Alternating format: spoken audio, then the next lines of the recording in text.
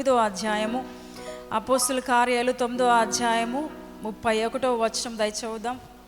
అపోస్తుల కార్యాలు 9వ అధ్యాయము. అందరు పరిశుద్ధ గ్రంథాలు తెరుద్దాం దయచేసి, ఎవరు అటు ఇటు తిరగదు దయచేసి. అపోస్తుల కార్యాలు 9వ అధ్యాయము 31వ వచనం దయచూద్దాం. పరిశుద్ధ గ్రంథాలు తెరిచిన వారు చదవలసిందిగా ప్రభువుట కోరుతున్నాను. 9వ అధ్యాయం 31వ వచనం. కావున యూదియా, గలిలయ, సమరయ దేశములందంతటా సంఘము క్షేమాభివృద్ధి నొందుచు సమాధానము కలిగి ఉండెను.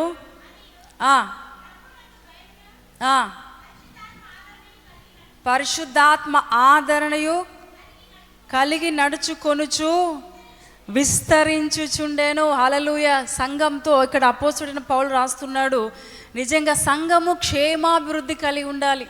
ఈరోజు చాలా సంఘాలు మనం వింటున్నాం, సంఘాల గురించి చూస్తుంటాం, కానీ ఆ సంఘాలు అంత క్షేమాభివృద్ధి లేదు. సంఘానికి వెళ్తే చాలా గొడవలు కనబడుతున్నాయి. మందిరానికి వెళ్తే చాలామంది కొట్లాటలు, గొడవలు, అసమాధానం, క్షేమాభివృద్ధి లేదు.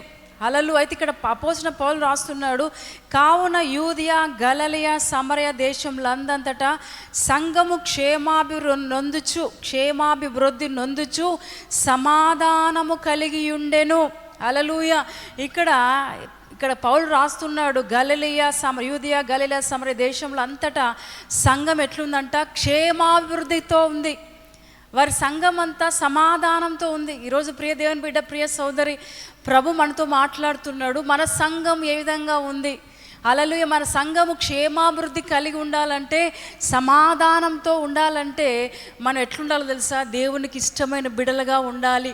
ఇక్కడ అంటున్నాడు, క్షేమాభివృద్ధి నొందుచు సమాధానము కలిగి ఉండెను, మరియు ప్రభునందు భయమును పరిశుద్ధాత్మ ఆదరణను కలిగి నడుచుకొనుచు విస్తరించుచుండెను. హల్లెలూయా. ప్రభునందు భయము, పరిశుద్ధాత్మ ఆదరణను ఏం చేయాలంట? కలిగి నడుచుకుంటే మన సంఘానికి విస్తరణ జరుగుతుందని ప్రభు మాట్లాడుతున్నాడు. ఇక్కడ పౌలు రాస్తున్నాడు, నిజంగా ప్రియదేని బిడ్డ, పౌలు రాసినట్టుగా సంఘంలో ఏం కావాలో తెలుసా? విస్తరణ కావాలి. సంఘము ఫస్ట్ స్టార్ట్ చేసినప్పుడు ఏ విధంగా ఉందో ఎన్నో సంవత్సరాల తర్వాత అదే విధంగా ఉంటే దానిలో ఏం లేదో తెలుసా? ఆ సంఘంలో ఏం లేదో తెలుసా? విస్తరణ లేదు, క్షేమాభివృద్ధి లేదు. ప్రభుత్వం మాట్లాడుతూ ఎవరైతే సంఘంలో ఎట్లున్నారు? భయముతో, పరిశుద్ధాత్మ ఆదరణతో ఎప్పుడైతే నడుచుకుంటారో వారి యొక్క సంఘము ఏమవుతుందో తెలుసా? విస్తరించబడుతుంది. హల్లెలూయా. నిజంగా ప్రభు మాట్లాడుతున్నాడు, సంఘం విస్తరించాలి, సంఘము క్షేమాభివృద్ధి కలగాలంటే ఆ సంఘంలో ఏముండాలి? సమాధానం ఉండాలి. హల్లెలూయా. ప్రభు మాట్లాడుతున్నాడు, సంఘము క్షేమాభివృద్ధి. ఇందాక మనం చదువుకున్నాం, యూదియా, గలిలయ, సమరయ దేశంలో అంతటా సంఘము క్షేమాభివృద్ధి నొందుచు సమాధానము కలిగి ఉండెను. హల్లెలూయా. ప్రియ దేవుని బిడ్డ, సంఘంలో సమాధానం ఉంటే ఆ సంఘానికి క్షేమము, సంఘంలో క్షేమాభివృద్ధి ఉంటే ఆ సంఘం ఎట్లా అంటే వర్ధలింపజేస్తే విస్తరించబడుతుంది. ఇక్కడ ప్రియ దేవుని బిడ్డ, సంఘంలో సమాధానం కరువైన పరిస్థితిలో ఈరోజు చాలామంది మందిరాల్లో కనబడుతున్నాయి. సమాధానం లేదు. మందిరాలకు వస్తున్న విశ్వాసుల్లో సమాధానం లేదు. గొడవలు, కొట్లాటలు, భయంకరమైన పనులు, భయంకరమైన మనసు కలిగి ఈరోజు చాలామంది సంఘ సభ్యులు లేకపోతే సంఘంలో ఉంటున్న వారికి అలాంటి భయంకరమైన అసమాధానం లేదు. ఈరోజు ప్రియదేని బిడ్డ, ప్రభు మనతో మాట్లాడుతున్నాడు, ఏ సంఘం అయితే సమాధానంతో ఉంటుందో ఆ సంఘానికి దేవుడు ఏం చేస్తాడంటే క్షేమాభివృద్ధి కలగజేస్తాడు. హల్లెలూయా. ఏ సంఘం అయితే సమాధానంతో ఉంటుందో ఆ సంఘానికి దేవుడు ఏం చేస్తాడంట? క్షేమాభివృద్ధి. హల్లెలూయా. ఇటు ప్రియదేని బిడ్డ, ఎప్పుడు క్షేమాభివృద్ధి కలుగుతుంది చూసినట్లయితే ముఖ్యంగా చూడండి, మత్తయి సువార్తలో దానికంటే ముందు 1 కొరింథీ చూద్దాం. 1 కొరింథీ 1వ అధ్యాయము 2వ వచనం చూడండి దయచేసి. చక్కటి మాట అక్కడ రాయబడింది. 1 Corinthians chapter 1 verse 2. ఎవరైనా మైక్ తీసుకుని చదవండి అమ్మా దయచేసి. మైక్స్ తీసుకుని. కొరింథీలోనున్న దేవుని సంఘమునకు అనగా క్రీస్తు యేసునందు పరిశుద్ధపరచబడిన వారై పరిశుద్ధులుగా ఉండుటకు పిలువబడిన వారికిని మనకును ప్రభువుగా ఉన్న మన ప్రభువైన యేసుక్రీస్తు నామమున ప్రతి స్థలములో ప్రార్థించు వారికి అందరికీ శుభమని చెప్పి వ్రాయునది. హల్లెలూయా. కొరింథీలోనున్న దేవుని సంఘమునకు అనగా క్రీస్తు యేసునందు పరిశుద్ధ పరచబడిన వారై పరిశుద్ధులుగా ఉండటకు పిలువబడిన వారికి. హల్లెలూయా. ప్రభు మనల్ని ఎందుకు పిలిచాడో తెలుసా? పరిశుద్ధులుగా ఉండటకు మనల్ని ఏం చేశాడు? పిలుచుకున్నాడు. హల్లెలూయా. కాబట్టి సంఘము క్షేమాభివృద్ధి కలిగి ఉండాలంటే పరిశుద్ధత అన్నది చాలా ఇంపార్టెంట్. పరిశుద్ధత అన్నది చాలా ప్రాముఖ్యమైనది. హల్లెలూయా. పరిశుద్ధులుగా పిలవడానికి ప్రభు మనల్ని ఏం చేస్తాడు తెలుసా? పరిశుద్ధులుగా ఉండడానికి ప్రభు మనల్ని పిలిచాడు. ఈరోజు మన పిలుపు ఏ విధంగా ఉంది? అలా ఆయన పిలుస్తున్నప్పుడు ఆ పిలుపుకు మనం ఒబే చేస్తున్నామా? విధేయత చూపిస్తున్నామా? ప్రభు అంటూ అరే మిమ్మల్ని పరిశుద్ధులుగా నేను పిలుస్తుంటే మీరు ఏ విధంగా ఉన్నారు? ప్రభు మనసులో ఒకటే ఉంది, మనం అందరం పరిశుద్ధులుగా పిలువబడ్డానికి, పరిశుద్ధులుగా ఉండడానికి ఆయన పిలుస్తున్నాడు. కానీ మనం పరిశుద్ధులుగా ఉండడానికి ఇష్టపడట్లేదు మనం. ఎందుకంటే మన జీవితం ఆ విధంగా ఉంది. పరిశుద్ధమైన జీవితం, పవిత్రంగా లేని జీవితాలతో ఈరోజు మనం జీవిస్తున్నాం. అందుకే ప్రభు అంటున్నాడు, సంఘము క్షేమాభివృద్ధి కలిగి ఉండాలంటే ఆ సంఘంలో పరిశుద్ధత ఉండాలి. ప్రియదేని బిడ్డ, హల్లెలూయా. ఆ సంఘంలో పవిత్రత ఉండాలి, ఆ సంఘంలో సమాధానం. హల్లెలూయా. ఎప్పుడైతే మనం అలాంటి మనసు కలిగి ఉంటామో మన సంఘాలలో క్షేమాభివృద్ధి కలుగుతుంది, మన సంఘాలలో విస్తరణ జరుగుతుంది. ఈరోజు సంఘాల్లో విస్తరణ జరగట్లేదు అంటే దానికి కారణం ఏంటో తెలుసా? సంఘ క్షేమాభివృద్ధి కొరకు సంఘ క్షేమాభివృద్ధి లేదు, ఆ సంఘంలో సమాధానం లేదు, పరిశుద్ధత లేదు. కాబట్టి సంఘాల్లో విస్తరించడం లేదు. ప్రియదేని బిడ్డ, అందుకే ప్రభు మాట్లాడుతున్నాడు. చూడండి, మత్తయి సువార్తలో ఒక మాట చూడండి. మత్తయి సువార్త 7వ అధ్యాయము 24వ వచనము 25వ వచనం దయచేసి చదువుదాం. కాబట్టి ఈ నా మాటలు విని వాటి చొప్పున చేయు ప్రతివాడును బండ మీద తన ఇల్లు కట్టుకొనిన బుద్ధిమంతుని పోలి ఉండును. వాన కురిసెను, వరదలు వచ్చెను, గాలి విసిరి ఆ ఇంటి మీద కొట్టెను గాని దాని పునాది బండ మీద వేయబడెను గనుక అది పడలేదు. హల్లెలూయా. ఇప్పుడు ఎట్లుండో తెలుసా? సంఘము ఎట్లుండాలి? సంఘం సమాధానంగా ఉండాలి. ఒక చక్కటి విస్తరణ జరగాలంటే ఆ సంఘంలో క్రీస్తు మాటలు ఉండాలి. హల్లెలూయా. దేవుని మాటల చేత మనం నింపబడి ఉండాలి. అందుకే అంటున్నాడు, కాబట్టి నా మాటలు విని వాటి చొప్పున చేయు ప్రతివాడును బండ మీద తన ఇల్లు కట్టుకొనిన బుద్ధిమంతుని పోలి ఉండును. వాళ్ళు ఎవరైతే దేవుని మాటలు వింటారో వారు ఎలాంటి వారు తెలుసా? బండ మీద ఇల్లు కట్టుకొనిన వారు జ్ఞానవంతులు, వారు బుద్ధిమంతులు. చూడండి, ఇసుక మీద ఇల్లు కట్టుకుంటే అదేమవుతుంది? వాన వచ్చి వరద వస్తే ఏమవుతుంది? ఆ గాలికి, ఆ వరదకి ఏమవుతుంది? ఆ ఇల్లు పడిపోతుంది.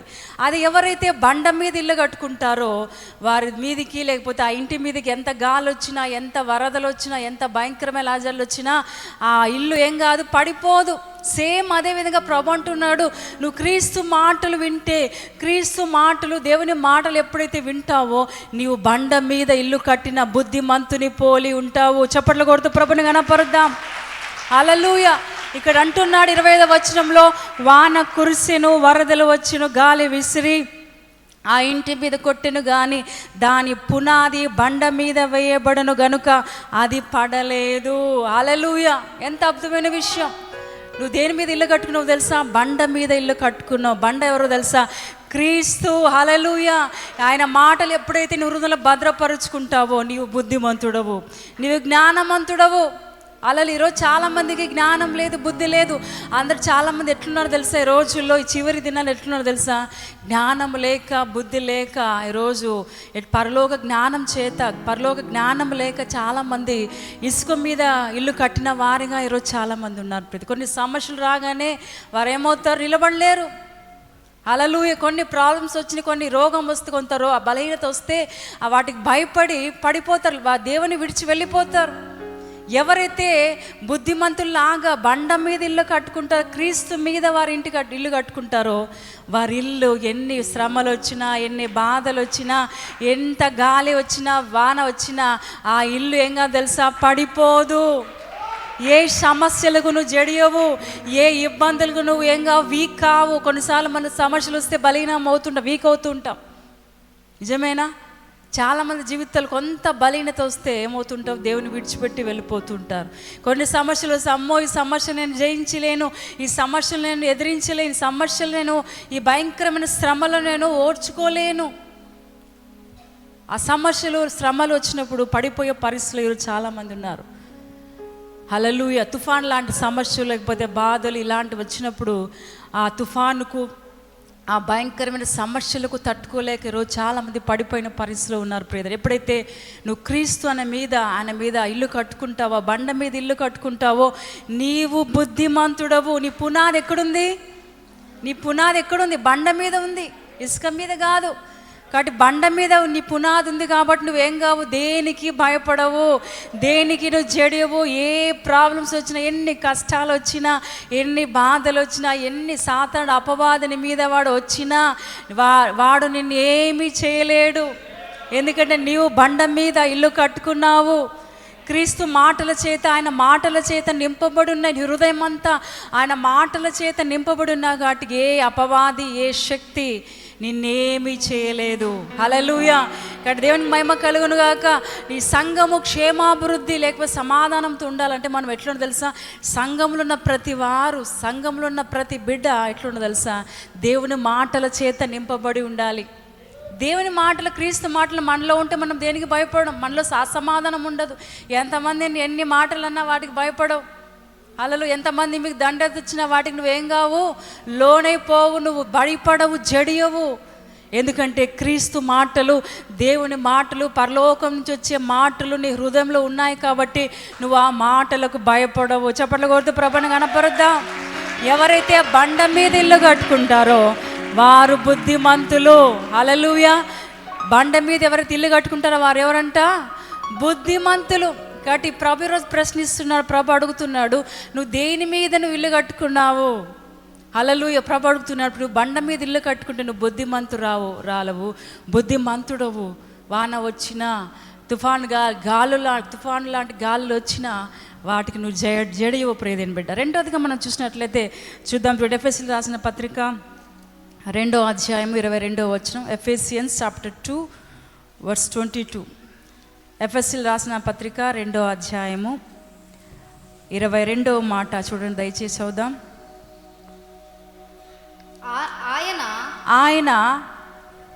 ఆయనలో మీరు కూడా, ఎఫెసీ 2:22 మా చదవండి.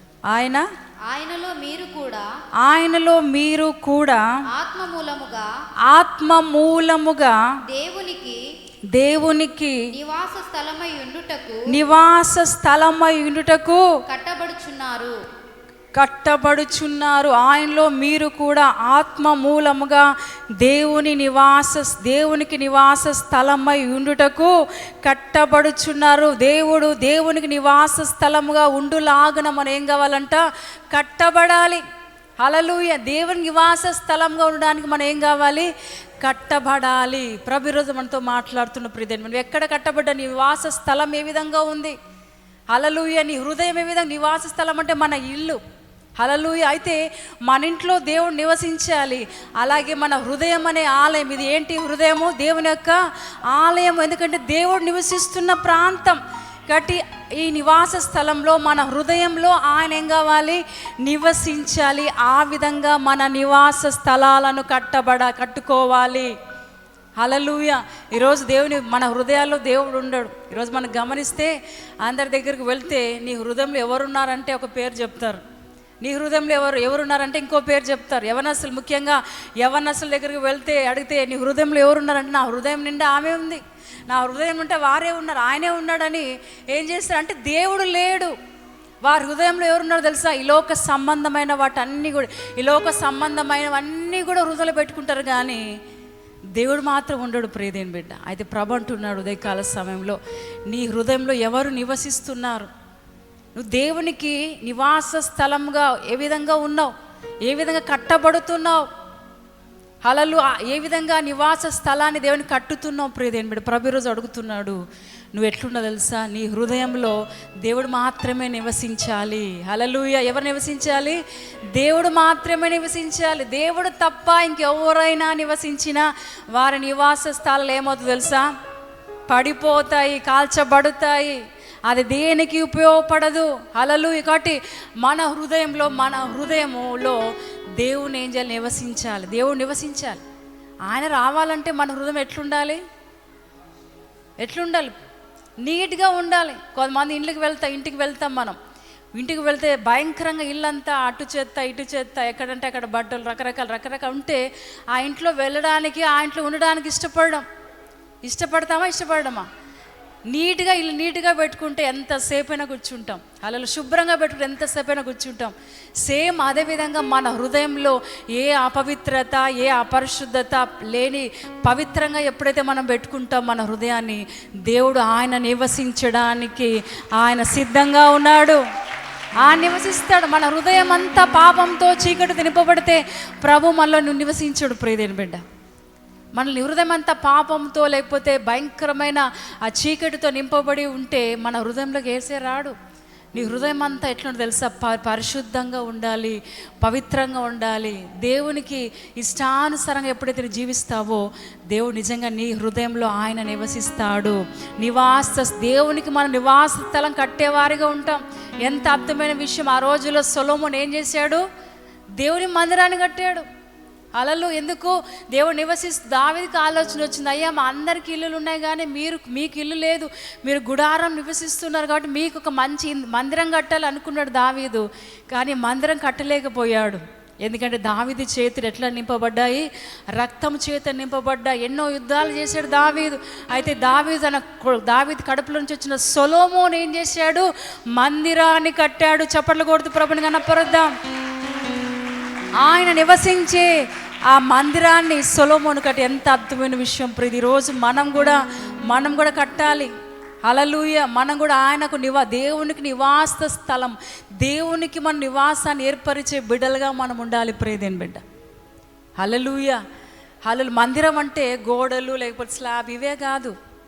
ఎక్కడైతే పరిశుద్ధులు ఉంటారో, ఎక్కడైతే పరిశుద్ధులు నివసిస్తారో అదే మందిరము, దేవుని మందిరము. హల్లెలూయా. ప్రియదేని బిడ్డ, రెండోదిగా ఎప్పుడు క్షేమాభివృద్ధి కలుగుతుందో తెలుసా? ఎప్పుడైతే దేవునికి మనం నివాస స్థలాన్ని ఇస్తామో, నివాస స్థలాన్ని కట్టుతామో, అప్పుడు మన సంఘానికి దేవుడు ఏం చేస్తాడు తెలుసా? క్షేమాభివృద్ధిని కలగజేస్తాడు. హల్లెలూయా. ఈరోజు చాలా సంఘాలలో క్షేమం లేదు, విస్తరణ లేదు. హల్లెలూయా. దానికి కారణం ఏంటంటే వారు దేవునికి వారి హృదయాన్ని ఇవ్వట్లేదు. హల్లెలూయా. ప్రభు ఏం కోరుతున్నారో తెలుసా? నీ దగ్గర నుంచి ఏం ఎక్స్పెక్ట్ చేస్తుందో తెలుసా? దేవుడు నగలు, బంగారు, లేకపోతే వైడూర్యాలు, డబ్బు ఇవన్నీ కాదు దేవుడు కోరేది.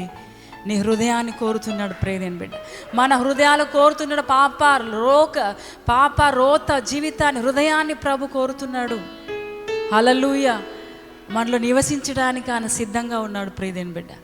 హల్లెలూయా. మనలో నివసించడానికి ఆయన సిద్ధంగా ఉన్నాడు. మూడోదిగా మనం చూసినట్లయితే చూడండి, 1 పేతురు 2వ అధ్యాయము.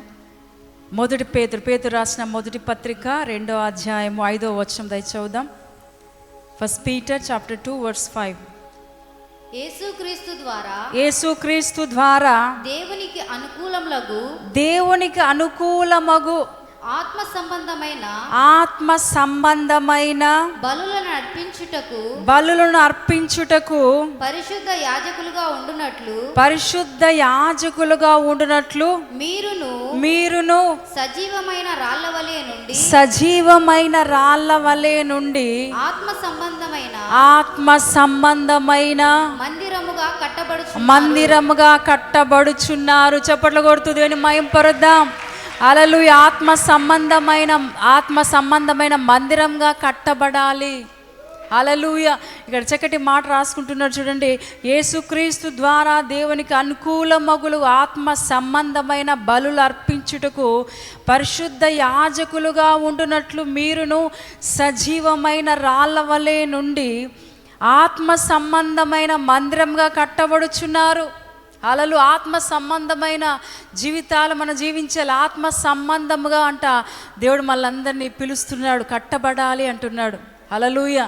ఇక్కడ మందిరం క్షేమాభివృద్ధి కావాలంటే ఆత్మ సంబంధమైన, ఇక్కడ పైన అంటున్నాడు యేసుక్రీస్తు ద్వారా దేవునికి అనుకూలమగు ఆత్మ సంబంధమైన బలును అర్పించుటకు. ఆత్మ సంబంధమైన బలులను మనం అర్పించాలి. అంటే ఏదో దేవునికి ఇవ్వడం, తెచ్చించడం కాదు, కానీ ఆత్మ సంబంధమైన బలులు మనం అర్పించాలి దేవునికి. ఆత్మ సంబంధముగా దేవునికి మన విరిగి నలిగిన హృదయాన్ని ప్రభుకు అర్పించాలి. హల్లెలూయా. దేవుడు బలులను కోరే దేవుడు, కోడలను మేకలు ఎడ్లను అడిగే దేవుడు కాదు. నీ విరిగి నలిగిన హృదయాన్ని ప్రభు అడుగుచున్నాడు. హల్లెలూయా. ఏం అడుగుతున్నాడు ప్రభు? విరిగి నలిగిన హృదయాన్ని ప్రభు అడుగుతున్నాడు. ఆత్మ సంబంధమైన, హల్లెలూయా. కాబట్టి ఆత్మ సంబంధమైన మందిరాన్ని మనం ఏం చేయాలి?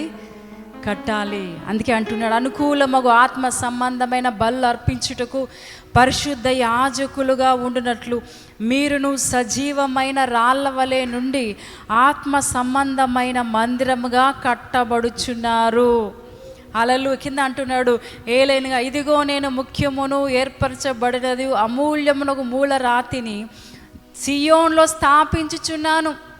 ఆయన యందు విశ్వాసం ఉంచువాడు ఏ మాత్రమును సిగ్గుపడడు. చప్పట్లు కొడుతూ ప్రభుని కనపడదాం. ఎవరైతే ఆయన యందు విశ్వాసం ఉంచుతారో వారు ఎన్నటికీ సిగ్గుపడరు. హల్లెలూయా. ఎంత భయంకరమైన పరిస్థితి వచ్చినా వాడు ఎన్నడూ సిగ్గుపడడు. ఎందుకో తెలుసా? నువ్వు ఆత్మ సంబంధమైన మందిరాన్ని కట్టబోచున్నావు. హల్లెలూయా. ఆత్మ విషయాల్లో నువ్వు చక్కగా ఉన్నావు. ఆత్మ విషయాలు, ఆధ్యాత్మికమైన విషయాల్లో నువ్వు దేవునికి ఇష్టానుసారంగా జీవిస్తున్నావు ప్రియదేని బిడ్డ. అందుకే నువ్వు ఎన్నడూ సిగ్గునందవు, సిగ్గుపడవు, పడనీయడు ప్రభు. హల్లెలూయా. ఆయన నమ్ముకున్నవాడు ఎంత మాత్రము విడిచిపెట్టే దేవుడు కాదు. తలగా ఉంచుతాడు కానీ తోగా ఉంచు, అప్పు ఇచ్చేవానిగా ఉంచుతాడు కానీ అప్పు తీసుకునేవానిగా ఉంచు. నిజంగా చెప్తున్నాను ప్రియదే సంగమా, ప్రభు మనతో మాటలు, ఎవరైతే నిజంగా విశ్వాసంతో జీవిస్తారో, ఎవరైతే ఆయన ఆధ్యాత్మికంగా ఎక్కువగా ఆయన వైపు తిరుగుతారో వారు ఎన్నడూ దేవుడు సిగ్గుపడేటట్లు చేయడు ప్రియదేని బిడ్డ. ఒకవేళ అలాంటి పరిస్థితి వచ్చినా ఆ పరిస్థితి నుంచి దేవుడు గట్టెక్కిస్తాడు. నిన్ను దేవుడు ఎట్లా ఉంచుతాడో తెలుసా? ఎప్పుడు తలాగానే ఉంచుతాడు, తోగ్గా ఉంచడు. ఈరోజు ప్రభు అడుగుతున్నాడు, అయితే మేము ఇంత దేవుని దగ్గరికి వస్తున్నాము, మందిరానికి వస్తున్నాము, మాకెందుకు అప్పులు, ఆర్థిక ఇబ్బందులు, బలహీనతలు వస్తున్నాయి? మీరు అడగచ్చు. అయితే నీ స్టాండర్డ్ని బట్టి, నీకున్న దేవుని మీద ఉన్న ఆధ్యాత్మికమైన స్టాండర్డ్ని బట్టి దేవుడు నీకు ఏం చేస్తాడు? కార్యాలు జరిగిస్తాడు. నీకున్న దేవుని మీద ఉన్న విశ్వాసాన్ని బట్టి దేవునికి అన్ని కూడా జరిగిస్తాడు. నీ విశ్వాసం ఎంతగా ఉంది ఈరోజు పరీక్షించుకో. ఎందుకు ఇంకా అప్పులు ఉన్నాయి, ఎందుకు ఆర్థిక ఇబ్బందులు ఉన్నాయి, ఇంకా బలహీన పరిస్థితిలో మనం ఉన్నామంటే నీ విశ్వాసం, అంటే దేవునిదంత విశ్వాసము నీలో లేదు కాబట్టి నీకు ఇన్ని పరిస్థితులు వస్తున్నాయి. కానీ దేవుడు చూస్తుంటే దేవుడు కాదు. నువ్వు బాధపడుతుంటే, నువ్వు అప్పులతో ఉంటే, ఆర్థిక ఇబ్బందులతో ఉంటే, నువ్వు కన్నీరుతో ఉంటే, లేకపోతే రోగంతో ఉంటే చూసే దేవుడు, చూస్తూ ఉండే దేవుడు కాదు ప్రియదేని బిడ్డ. నీకేం కావాలో, ఎప్పుడు ఏం కావాలో అన్నిటినీ అనుగ్రహించే దేవుడు. అలలో దినదినము నీ దేవుడు జీవితంలో ఎన్నో నూతనమైన కార్యాలు చేస్తాడు, ఆ విధంగా చేయబోతున్నాడు. కాబట్టి ఆత్మ సంబంధమైన మందిరాన్ని మనం ఏం చేయాలి? కట్టాలి. అప్పుడే మనం ఏం చేయాలి? మన సంఘంలో క్షేమాభివృద్ధి కలుగుతుంది, మన సంఘంలో సమాధానము, మన సంఘంలో విస్తరణ జరుగుతుంది. అలలు ఎక్స్పాండ్ చేస్తాడు ప్రభు, సంఘ సరిహద్దులను విశాలపరుస్తాడు. అందుకే వాక్యం సెలవిస్తుంది, అడుగుడి జనములు స్వాస్థ్యముగాను బూదిగంతముల వరకు నేను సొత్తుగా ఇస్తాను సెలవిచ్చాడు. హల్లెలూయా. బూదిగంతముల వరకు మనకు ఏం చేస్తాడో తెలుసా? సొత్తుగా ఇస్తాడు ప్రియ. ఎంతమందిని అడిగితే అన్ని ఆత్మలు తీసి నడిపిస్తాడు సంఘంలోనికి. ఈరోజు ప్రియ దేవుని బిడ్డ, నీ సంఘం ఇంకా వర్ధిల్లింపజేయలేదు, ఇంకా నీ సంఘం పెరగలేదంటే నీలో ఎంత విశ్వాసం, దేవుని కొరకు ఎంత విశ్వాసంతో ఉండాలో అంత విశ్వాసం లేదు నీలో. అందుకే ఈ భయంకరమైన పరిస్థితులు, ఈ అప్పులు, సమస్యలు, ఆర్థిక ఇబ్బందులు. ఇటు ప్రియ దేవుని బిడ్డ, నీ సంఘంలో, మన సంఘాలు ఏముండాలో తెలుసా? క్షేమాభివృద్ధి ఉండాలి. అందుకే ఇందాక మనం చదువుకున్న అపోస్తుల కార్యాలు 9వ అధ్యాయం 31వ వచనంలో సంఘము క్షేమాభివృద్ధి నొందుచు సమాధానము కలిగి ఉండెను. హల్లెలూయా. ఎట్లుండాలంట సంఘంలో? సంఘం ఏ విధంగా ఉండాలి? సమాధానం కలిగి ఉండాలి, క్షేమాభివృద్ధి కలిగి. లవోదియ సంఘంలో ఏం లేదు? క్షేమాభివృద్ధి లేదు, సమాధానం లేదు. అందుకే ఆ సంఘము భయంకర పరిస్థితిగా మారిపోయింది. ప్రియ దేవుని బిడ్డ, ఈరోజు ప్రియ దేవుని బిడ్డ, ప్రియ దేవుని జనాంగమా, సంఘము ప్రభు మాట్లాడుతున్నాడు. నీ సంఘము ఎట్లుండో తెలుసా? క్షేమాభివృద్ధి కలిగి ఉండాలి, సమాధానం చేత నింపబడి ఉండాలి, విస్తరించాలి. విస్తరణ జరగలేదంటే నువ్వు ఎట్లున్నావు? ఇంకా దేవునికి ఇంకా ఎంత విశ్వాసంతో ఉండాలో, ఎంత విశ్వాసం నీలో ఉండదో, ఇంకా ఎంత కావాలో అంత లేదు. కాబట్టి మనం ఈరోజు ఆ పరిస్థితులు మనం అనుభవిస్తున్నాం. ప్రియదేని బిడ్డ, అందుకే ప్రభు అంటున్నాడు, మనం మా సంఘంలో క్షేమాభివృద్ధి ఉండాలి అంటే, సమాధానం ఉండాలంటే మొట్టమొదటిగా దేవుని మాటలు ఎట్లుండాలి? దేవుని మాటలు మన హృదయంలో భద్రపరుచుకోవాలి. క్రీస్తు బండ మీద మన ఇల్లు కట్టుకోవాలి. హల్లెలూయా. రెండోదిగా దేవుని నివాస స్థలంగా మనం ఉంచుకోవాలి, ఆయన నివాస స్థలంగా మనం చేసుకోవాలి. మూడవదిగా ఆత్మ సంబంధమైన మందిరం మనం ఏం చేయాలి? కట్టబడాలి, కట్టుకోవాలి. హల్లెలూయా. ఇక్కడ ఎప్పుడైతే ఈ విధంగా జీవిస్తామో మన సంఘము క్షేమాభివృద్ధి, సంఘంలో గొడవలు, కొట్లాటలు, అసమాధానం, ఒకరంటే ఒకరు పడకుండా ఎప్పుడు ఉండద్దు. అందరం సమాధానంతో, ఏక మనసుతో, ఏక ఆత్మతో మనం జీవించాలి. అలా ఈరోజు చాలామంది ఎట్లున్నారో తెలుసా? ఏక మనసు లేదు. ప్రియదేని బిడ్డ, ఒకరంటే ఒకరు పడదు. అలా ఒకరంటే ఎవరికి ఇష్టం ఉండదు. ఒకరిని బట్టి కొంతమంది మందిరానికి రాకుండా ఆగిపోయిన వారు చాలామంది ఉన్నారు. హల్లెలూయా. కాబట్టి సంఘము విస్తరణ జరగాలంటే అన్నీ కూడా మీ మీదనే ఆధారపడింది, సంఘ సభ్యుల మీద ఆధారపడింది. విస్తరించాలి, లేకపోతే క్షేమాభివృద్ధి, లేకపోతే సమాధానం ఉండాలి, అంతా కూడా సంఘ విశ్వాసుల మీదనే ఆధారపడింది. ప్రియదేని బిడ్డ, హల్లెలూయా. కాబట్టి ప్రభు మాట్లాడుతున్నాడు మనతో. మనమందరం ఎట్లా తెలుసు? సమాధానం కలిగి ఉండాలి, ఒకరంటే ఒకరు యోగ్యులుగా ఎంచుకోవాలి. ముఖ్యంగా విశ్వాస గృహంలోని వారు ఏం చేయాలంట?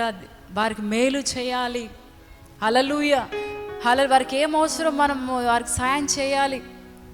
అందరికి ఏక మనసు, ఏక ఆత్మతో మనం ఎప్పుడు జీవిస్తే నిజంగా మన సంఘంలో క్షేమాభివృద్ధి, విస్తరణ, అదేవిధంగా సమాధానం మన సంఘంలో కలుగుతుంది. హల్లెలూయా. అంటే ప్రియ దేవుని బిడ్డ, ప్రభు ఈరోజు ఈరోజు ఎన్నో సంఘాలు ఏమవుతుంది తెలుసా? లాక్ చేస్తున్నారు సంఘాలు. మందిరాల్లో గొడవలు, కొట్లాటలు, పోలీస్ రిపోర్ట్లు, కోర్టు కేసు రకరకాలుగా ఉంటూ మందిరాలు ఏమవుతున్నాయో తెలుసా? మందిరాలు జరగడం లేదు. లాక్ వేసిన పరిస్థితుల్లో చాలా కోర్టు కేసులో ఉంటున్నారు. ఎంత భయంకరమైన విషయం. హల్లెలూయా. కాబట్టి ప్రియ దేవుని బిడ్డ, ప్రభు రోజు మనతో మాట్లాడుతున్నాడు. మన సంఘం ఆ విధంగా ఉండడానికి వీలు లేదు. మన సంఘాలు ఎట్లా? సమాధానం ఉండాలి. మన సంఘాలలో, విశ్వాసుల్లో సమాధానం ఉండాలి.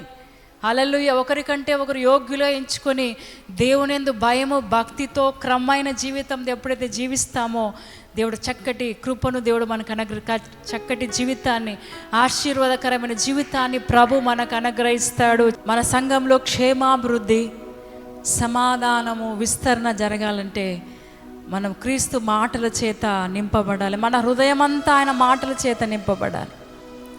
నిజంగా ప్రభు ఈరోజు మనతో మాట్లాడుతున్నాడు. ప్రియదేని బిడ్డ, నువ్వు ఏ విధంగా జీవిస్తున్నావు? మన సంఘంలో క్షేమం ఉండాలి, సమాధానం ఉండాలి, విస్తరణ ఉండాలి. హల్లెలూయా.